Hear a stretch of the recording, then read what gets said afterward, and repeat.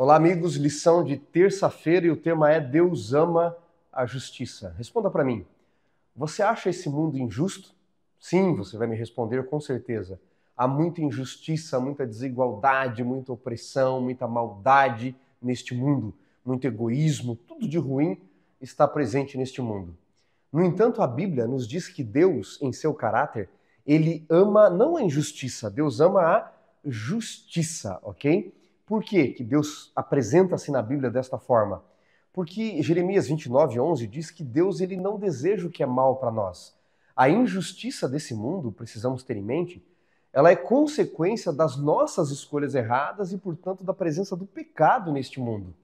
Quando nós vamos às Escrituras Sagradas, como Salmos capítulo 11, por exemplo, nós lemos assim no verso 7, porque o Senhor é justo, ele ama a justiça e os retos contemplarão a sua face.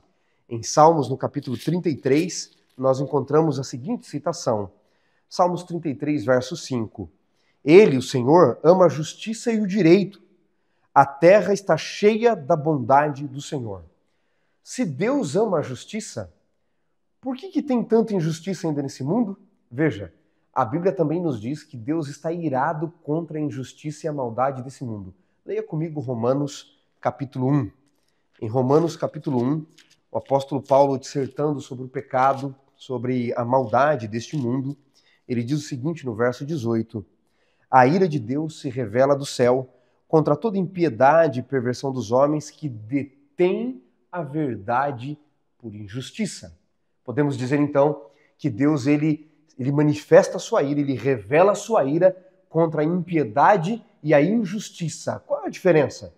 Impiedade é o pecado contra Deus, é a revolta contra Deus, é a rebelião contra Deus, contra o seu caráter, contra a sua vontade, contra a sua lei.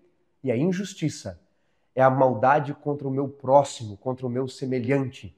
Deus abomina tanto a impiedade quanto a injustiça. Alguém disse assim: esse mundo é injusto demais, perguntando a um sábio. E o sábio respondeu: é verdade, se este mundo fosse justo, você e eu estaríamos numa cruz, pendurado nela, porque o salário do pecado é a morte. Então notem, Deus, embora ame a justiça, ele escolhe manifestar a justiça em amor, com misericórdia e longanimidade. Por exemplo, em Romanos 2, verso 4, diz assim: você despreza a riqueza, a bondade, a tolerância, a longanimidade de Deus, ignorando que a bondade de Deus nos conduz ao arrependimento? Sua longanimidade, sua bondade nos conduz ao arrependimento. Deus é longânimo, ele é paciente, querendo que todos alcancem o arrependimento e a salvação. Agora, um dia ele vai exercer justiça de fato, manifestar a sua ira nesse mundo para destruir o pecado e aqueles que estiverem agarrados ao pecado. Porque o que Deus ama mesmo, preste bem atenção, Deus ama manifestar justiça em amor. Deus ama manifestar justiça em misericórdia. Você e eu somos chamados por Deus a manifestar justiça nesse mundo, a sermos justos, mas como Deus, assim como Deus faz, manifestarmos justiça em amor. Leia comigo a carta de Paulo que ele escreve, a sua segunda carta à igreja de Corinto, a partir do verso 18. Paulo diz assim: tudo provém de Deus, que nos reconciliou consigo por meio de Jesus e nos deu o ministério da reconciliação. Verso 20, de sorte que então somos embaixadores de Cristo.